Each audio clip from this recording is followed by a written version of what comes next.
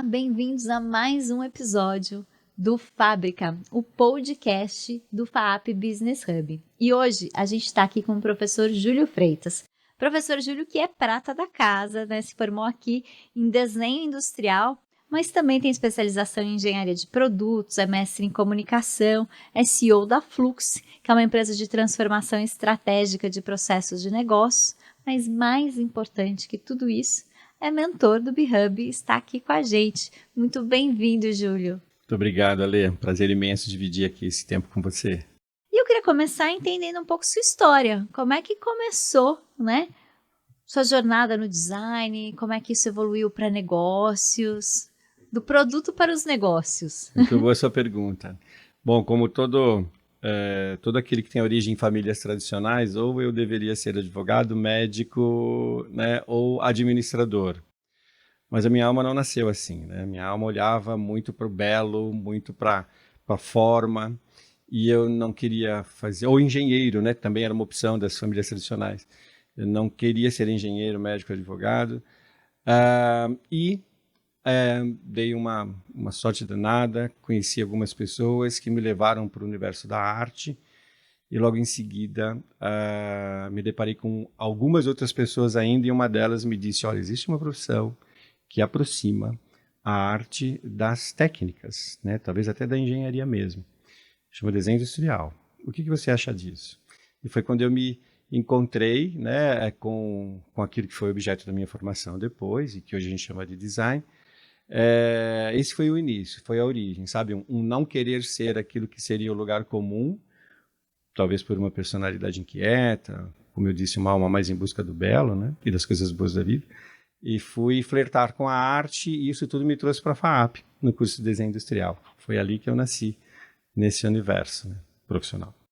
E como é que isso se desenvolveu na sua carreira, até chegar a um empresário? Sim, eu acho que foi muito interessante esse processo, porque na condição de empresário, eu pude experienciar as duas faces, né, talvez de uma mesma trajetória profissional. Fui desenhista de instrumentos musicais, né, de sopro, trompetes, trombones, saxofones. Fui desenhista de banheiros de hidromassagem, acessórios para banheiros. Depois fui desenhar máquinas de solda de termoplástico por ultrassom. Tudo isso durante a formação em desenho industrial, nos estágios, né, em alguns empregos também.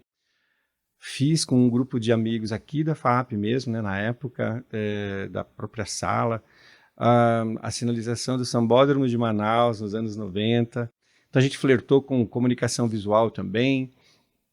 Enfim, na condição mesmo, sabe, de eu diria, um obreiro desse universo do design, eu pude perceber como que do outro lado, né, do lado daquele que executa, do lado daquele que tem metas para cumprir, sabe, prazos de entrega, na condição de estagiário, de funcionário, como era importante continuar acreditando, né, naquilo que me fazia muito bem, ao ponto de um dia imaginar, tenho maturidade, né, para tentar transitar do universo de alguém que dedica as suas horas e a sua vida como funcionário de uma grande marca, o que eu acho encantador e maravilhoso também, né? Existem muitos de nós que são felizes, e assim tem que ser mesmo, trabalhando para grandes marcas ou para as marcas que eles desejam trabalhar. Hoje a gente tem vários alunos aqui que chegam no nosso curso porque querem desenhar automóveis para a marca X, né? Porque querem, enfim, querem representar o país, né, no universo das relações internacionais. Então, tudo bem a gente optar por uma carreira como profissional, trabalhador, não empresário, mas eu entendi que houve um momento que eu podia transitar, já tinha maturidade para isso, e fiz a virada de chave, né? Abri a minha primeira empresa, porque todo empreendedor fala da primeira empresa e não da única, né? Abri minha primeira empresa com um nome super modesto, eu e alguns amigos aqui da faculdade, chamava Mega Designers, olha que modesto.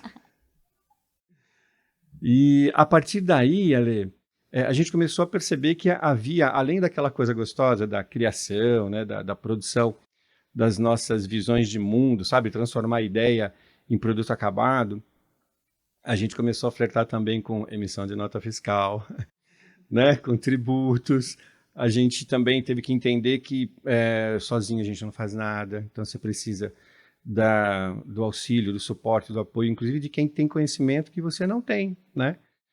Tem nome isso, chama funcionário, e aí você vai flertar com a CLT, você vai flertar, sabe, com toda essa, né? Eu, Essa eu coisa brinco toda. com todos os meus mentorados, que agora já passaram, são 10 anos que eu estou fazendo isso na FAAP, então tem empresas que já estão no mercado.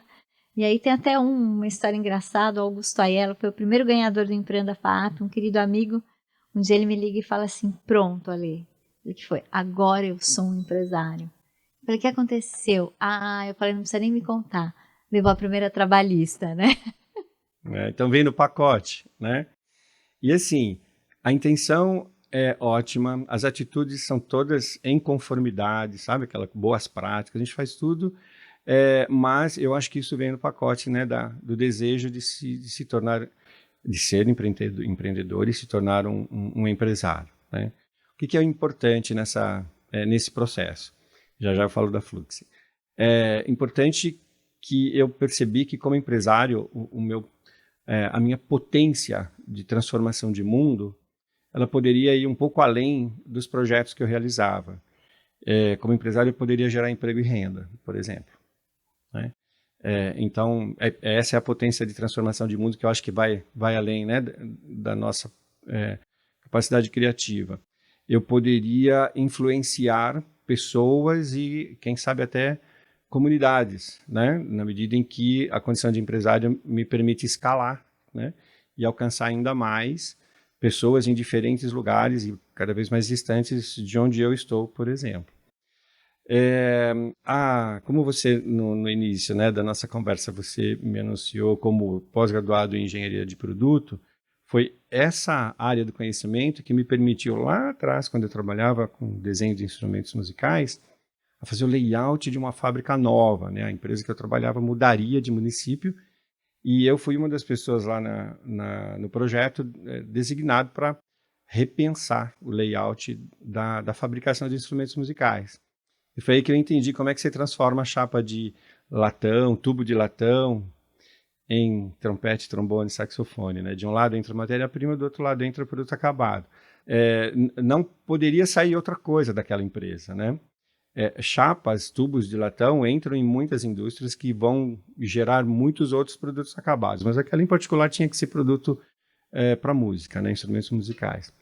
Ali eu aprendi que existe uma intencionalidade por trás de todas as ações, né, de transformação de mundo. A intencionalidade daquela fábrica era proporcionar um meio para que se pudesse produzir arte em forma de música. E que a maneira como eu dispusesse, né, o layout da nova fábrica, eu iria gerar maior produtividade, economia de tempo, sabe, um processo racionalizado de transformação dessas matérias-primas em produto acabado. Ali, talvez, sem qualquer consciência, porque era muito jovem, a Flux já estivesse nascendo, né? E anos depois, já um pouco mais maduro, para ser mais exato, há 12 anos, né, do tempo em que nós estamos, a Flux nasce com o propósito de entender as novas tecnologias, entender as novas expectativas profissionais na execução dos negócios, e ela nasceu com o propósito de tornar a vida das pessoas mais fácil no trabalho, mas hoje já mudou um pouquinho. Hoje é tornar o trabalho mais fácil na vida das pessoas. Eu vou tentar colocar numa pergunta que eu quero te fazer. Vamos ver se não vai ficar confuso. Mas a gente vai do produto para o processo. E quando a gente começa a falar do desenho industrial, do design de produto, a gente está pensando em peças. Mas o design acabou mudando muito mais, né? A gente que viveu esse boom de startups, a gente começa a falar dos processos e principalmente de design thinking. Você trouxe aqui uma palavra que eu acho importante, que é a intencionalidade, né? Mas eu acho que quando você está desenhando um novo produto, você tem que ter uma observação muito grande da necessidade, do uso. Tudo isso junto faz com que o design thinking hoje seja a base para se iniciar bons negócios e bons projetos. Nossa, Ale, que pergunta... Não ficou confusa? Não, ficou maravilhosa. Que pergunta ótima. Lá atrás, bem lá atrás, vamos falar ali em 2000, o David Kelly, ele lança um videozinho que quase todos os professores de design utilizam até hoje em sala de aula, que é desenhando lá o carrinho do supermercado, e ele chama de Deep Dive. Ele começa a lhe explicar para o mundo a maneira como os designers pensam, a começar por uma equipe multidisciplinar. Então é um projeto que tinha designers, é um projeto que tinha engenheiros, biólogos, jornalistas, psicólogos, para fazer um carrinho de supermercado. Em 2010, o Tim Brown lança publica, né, um livro com o título Design Thinking. E aí ele consolidou para todas as outras áreas de negócios, que não as de projeto, uma estrutura de pensar que traz o ser humano à frente de todas as coisas. Esse tipo de atitude faz com que ainda hoje, e certamente por muito mais tempo adiante, o Design Thinking será um norteador para a solução de problemas complexos, né? Então, sim, você tem uma intencionalidade, independente da área que você atua, de RH, tributação, finanças, sabe, assim, descolar do meio produtivo para ver a potência, né, desse universo. O Design Thinking tem um modelo mental que permite que as pessoas consigam, através de um olhar empático, de uma cocriação, sabe, num processo de ideação, prototipagem, né, dessas ideias para ver se elas de fato funcionam, porque o que está aqui no coração, às vezes quando você bota na frente dos olhos não dá muito certo. E aí ele vai alimentar para aquilo que muitos falam até que é depois do Design Thinking, eu não penso assim, ele vai alimentar as metodologias ágeis, ele vai acelerar processos criativos para desenvolvimento de projetos de produto. E aí entre os processos. Porque eu, com um modelo mental que me viabiliza a transição da intencionalidade para uma solução, seja de física, de produto ou de serviço, muito rápido, com testes, né, de entregas intermediárias para ver se uma dessas entregas já satisfaz a minha demanda, e aí eu não preciso esperar acabar, é um processo longo e tudo, e por isso a gente chama de metodologias ágeis. A metodologia ágil, com o uso de Design Thinking e outras ferramentas, entregam rápido, aí os processos entram para que depois que o projeto foi aceito e declarado como finalizado, a gente vai fazer isso ficar de pé na produção, na fábrica e no dia a dia das pessoas, seja objeto ou seja serviço. Então, o processo viabiliza o ficar de pé de uma intencionalidade que nasceu lá atrás e que, por uso dessas maravilhosas ferramentas de criação, e entre elas o Design Thinking, a gente oferece para a sociedade um curso de mudança em forma de projeto e viabiliza em forma de produto depois. Eu vou pegar uma pergunta que eu tinha aqui e eu vou mudar ela. Porque a pergunta que eu tinha era quais são os erros mais comuns que os empreendedores cometem ao criar um produto. Mas eu acho que o Design Thinking, ele transforma essa questão do erro. Sem dúvida. E eu acho que a gente vive uma mudança, né, na sociedade diferente do que é o erro, né? O erro deixa de ser um fracasso. Então eu queria que você me falasse um pouquinho, e aí se você quiser exemplificar com os erros que você acaba vendo nos projetos que você mentora, mas o que é o erro hoje? Olha, eu diria que o erro hoje é se recusar a errar, né? Porque com a chegada do Design Thinking nos nossos dias, a ideia anterior de erro, que era aquilo que não estava em conformidade com uma referência de acerto, acabou se requalificando para exploração, investigação. Então, eu não estou errando, eu estou investigando. Olha, essa linha de investigação me gerou esse resultado, que diverge da minha expectativa. Então, eu não declaro como erro, porque quando se declarava algo como erro, ali se decretava o fim. Errei, para. Né? Hoje investiguei, gerei um resultado. Esse resultado me satisfaz? Não, então continua, não é o para. Então, o erro hoje é, talvez, diferente do passado, que a gente classificava como o fim das iniciativas e até mesmo um tolimento da potência criativa, o erro hoje é a investigação, é o experimento e é a busca incessante pela melhor resposta, né? E eu acho que isso muda tudo. Não, eu gosto muito de falar isso, não é porque você encontrou uma boa resposta que você encontrou a melhor resposta. Isso, né? exato. Eu acho isso muito, muito interessante. Agora, a gente falou do Design Thinking, a gente falou do erro, e uma coisa que o Fábrica trouxe de novidade, né, para o B-Hub, a questão da prototipagem. Qual que é a importância de se criar protótipos? Nossa, eu penso que é fundamental. E aí, prototipar não significa apenas prototipar objeto físico. É prototipar serviço, né? Eu costumo dizer que a gente vive, eu separo em 3 tempos diferentes, mas a gente vive esses 3 tempos simultaneamente. É o tempo de concepção, que é aquilo que, quando você se depara com um desafio, a partir do seu repertório, que eu desejo que em todos nós seja sempre amplo e em crescimento constante, você encaminha alguns procedimentos de solução. Então você concebe, mas está aqui, né? Aí você vai para uma outra fase, que é o tempo de representação, que é tirar aquilo da sua cabeça, botar diante dos seus olhos para você ver o que está pensando e para que os outros possam ver também. O nome disso é desenho. Em algumas culturas, você não desenha, você modela, né? Na nossa, a gente desenha. E depois você vai para um terceiro tempo, que é o de realização, que é ver se aquele objeto desenhado de fato pode encontrar sequência na fabricação, na produção mesmo.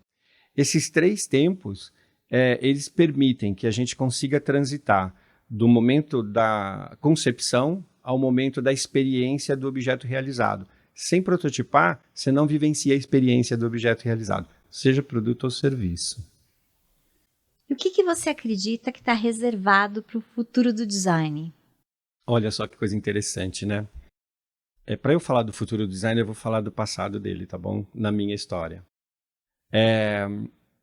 Aqui na FAAP, professora Mariela Cantor, professora de Estética e História da Arte, da minha turma, no primeiro semestre, ela disse uma vez, e já faz muito tempo, ela disse uma vez que design é um fazer que explica o por fazer e também o modo de fazer. Uau! Não é? Repete. Design é um fazer que explica o por fazer e também o modo de fazer. Então, o fazer enquanto potência transformadora de mundo, do meu entorno, né? Em benefício de mim e dos outros. Que explica o por fazer que se justifica, que não é feito porque fiz, é feito porque de fato vai entregar valor. Tem intencionalidade, Isso. Né?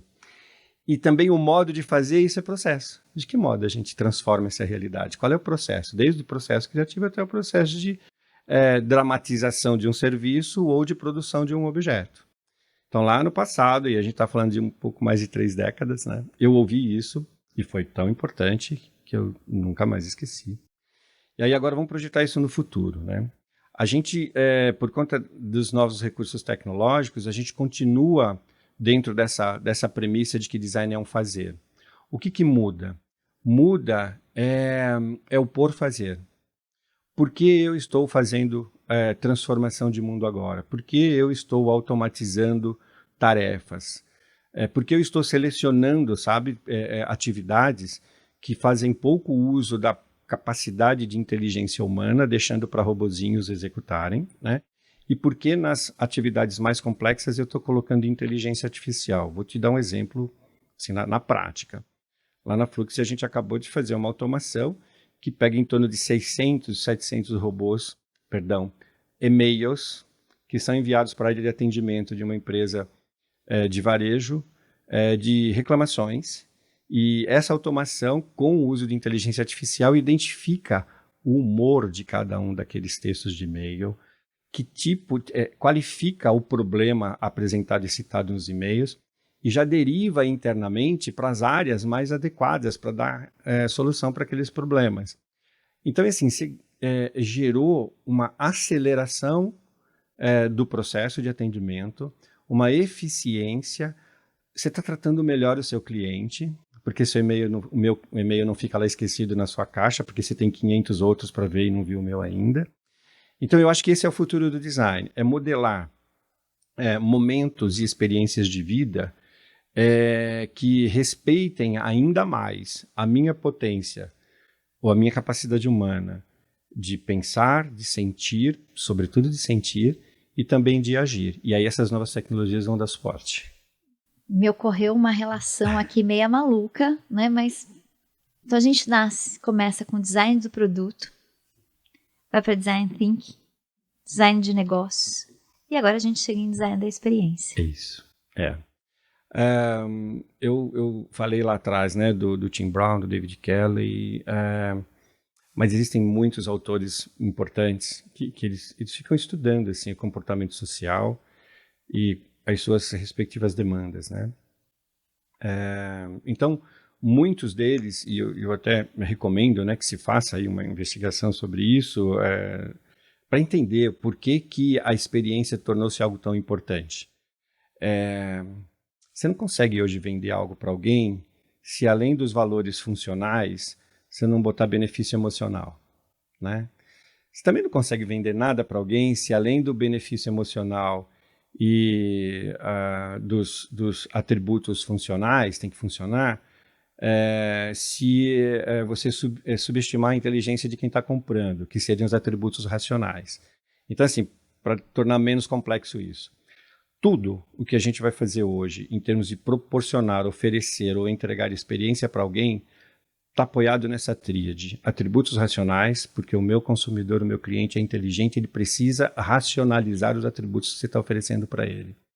Benefícios funcionais, porque se não funcionar na vida dessas pessoas, elas não vão comprar. E benefícios emocionais, porque a experiência tem que ser emocionante, senão também não quero. Ai, que delícia que foi esse papo. Júlio, obrigada. Para você que não conhece ainda pessoalmente o professor Júlio Freitas, ele está sempre com a gente no Business Hub. Venha participar. Júlio, mais uma vez, muito obrigada. Uma delícia, agradeço também. E ó, vem mesmo, é muito bom. E eu te vejo no próximo episódio do Fábrica.